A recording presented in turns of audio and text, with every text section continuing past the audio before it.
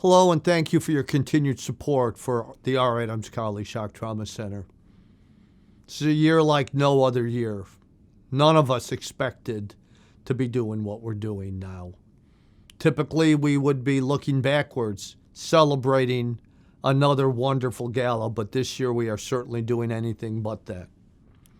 Our mission has remained the same. Perhaps it's changed more than just a little bit, though. We continue to provide the highest quality care for the injured patients in Maryland, but we also are deeply involved in the care of patients that are infected with COVID-19. The system that is Maryland is the most sophisticated system in the world, and together we do what no one else can do. The heroes, starting from the very beginning when the patients entered the system, remain the focus of all of our effort. Without all of us doing our best, the job simply doesn't get done.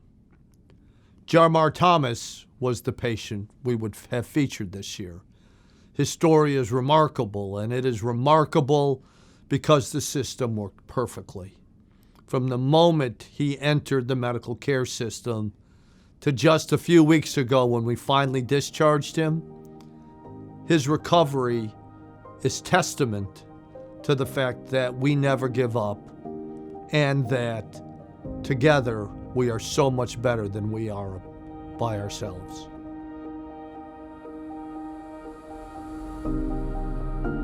I try to be 100% in my kid's life. My kids means the most to me. He is a family man. He's got 3 kids. Jarmar's smile can just make everyone smile. It really lights up a room.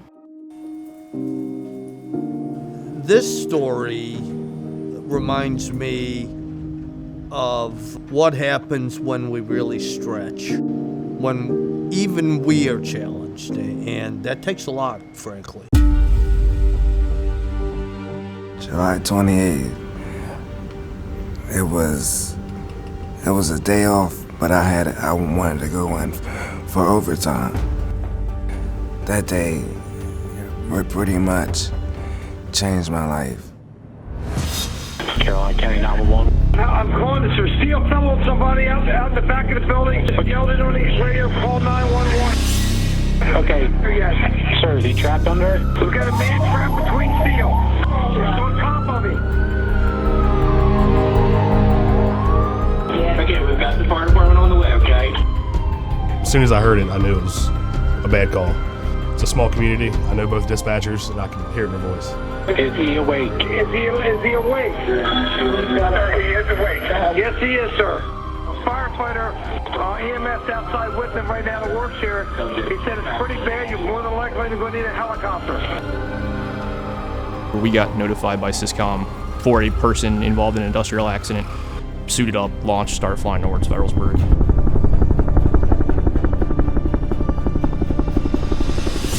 There was about 12 or so beams on him. From what we figured, they're about 4,000 pounds apiece. I started putting him on my monitor. I could only reach his upper half, so I got a blood pressure on him, and then I said, I'm gonna give you something for this pain. So Jarmar was actually entrapped in multiple different ways. He had steel leaning on him. He had steel holding his leg down. We were concerned the stack would fall if we just pushed. So we pushed with the airbags and lifted at the same time with the crane.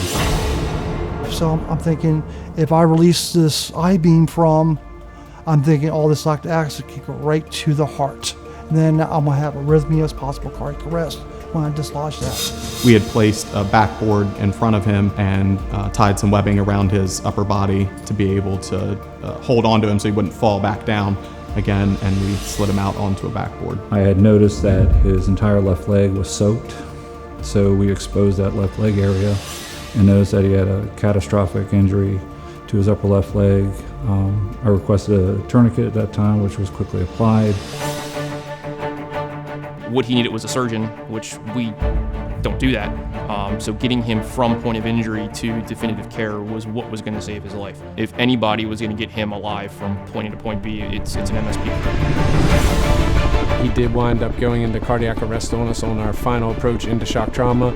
We began high performance CPR on him right away, rotating our compressors out, and we continued CPR from the transition from the helicopter down into the TRU. From the moment he got here, the odds were substantially against him.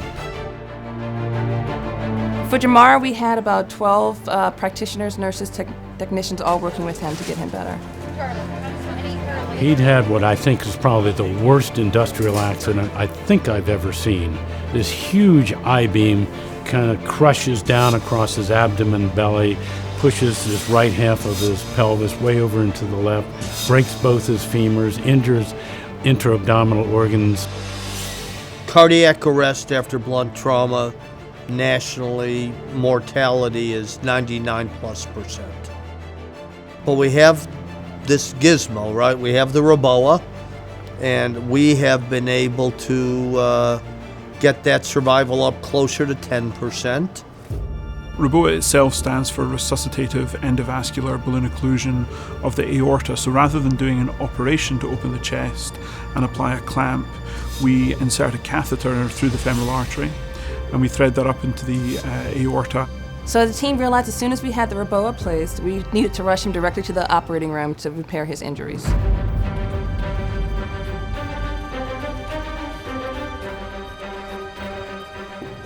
We're fortunate to have our hybrid OR so that we can take care of things simultaneously, because the quicker you can get the surgery done, the quicker you can resuscitate the patient.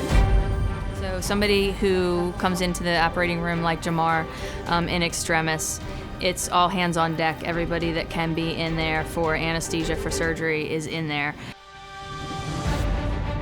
Having a dedicated group of trauma endovascular people is a game changer. We're really good at it. It's always available. We're quick to get in. And that's another thing that really changes his chances of living. When I see him, he's already received 100 units of blood products. They had probably replaced his native God-given blood volume many times. His first surgery was 2 blood volumes in itself. He's on life support for his heart. He's on a breathing machine. He's on a dialysis machine, and we are still actively squeezing blood into him.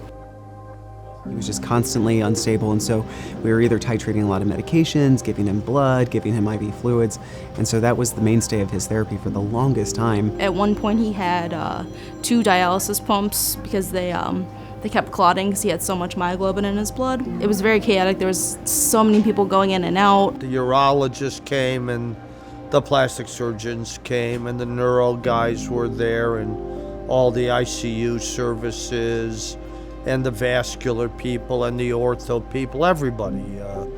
Everybody had a hand in taking care of Jarmar. Everybody just poured their heart and soul and all of their effort and skipping meals and not taking breaks and all of that to keep him going. The roller coaster didn't slow down for days and days and days because it's more surgery and more bleeding and more blood and more critical care stuff. I think the most difficult part about his stay is as we were slowly operating him and removing small pieces of him, incrementally, those small pieces added up to something big, and he ended up losing a lot of really important tissue.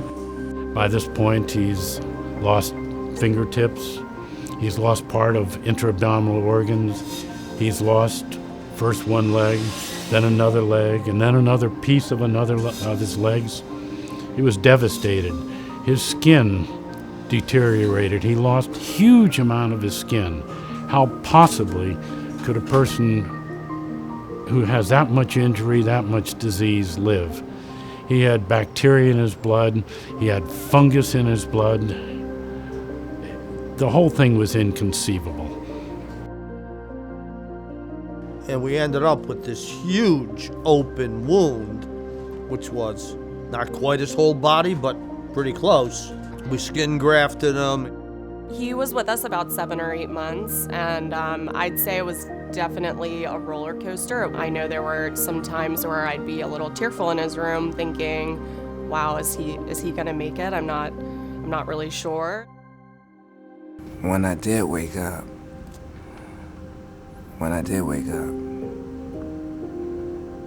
my mom was sitting beside me. Jarmar, I'm gonna need you to fight. Jarmar was an inpatient for 200 days. I think he has the record for the most number of operations for somebody within that time period. It was difficult seeing Jarmar so many times come back to the operating room. Sometimes it was every day, so that was difficult, and we all sort of wondered, you know, what was this save going to be like? I didn't want to do nothing no more. I felt like just dying. Felt like, what's the point of me living anymore? I had lost my legs. They amputated my fingernails. I'm just hurt. We all struggled. Family, patient, nurses, doctors, everybody. It's too much. It's too much for one person to take. And there are times when I said it. And there are times when Jarmar said it. The only person who never said it was his mother. That lady was here nearly every single day, applying therapeutic tough love, just being there, the value of presence. She should get an award.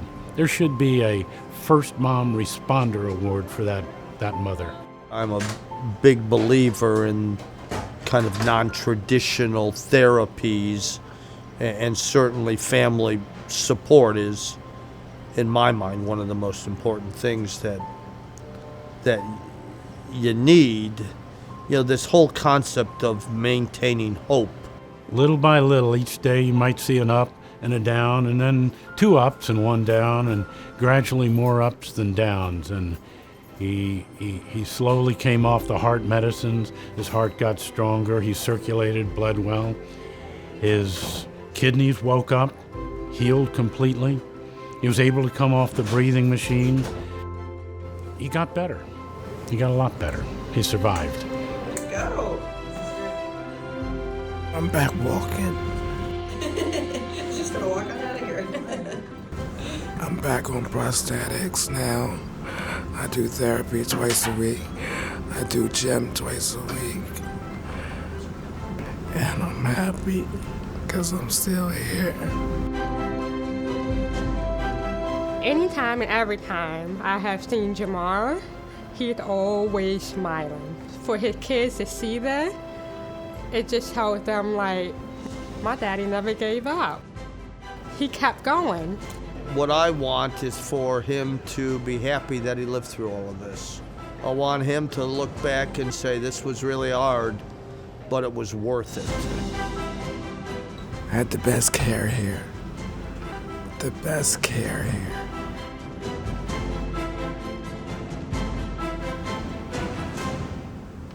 I don't know how many times I can say it.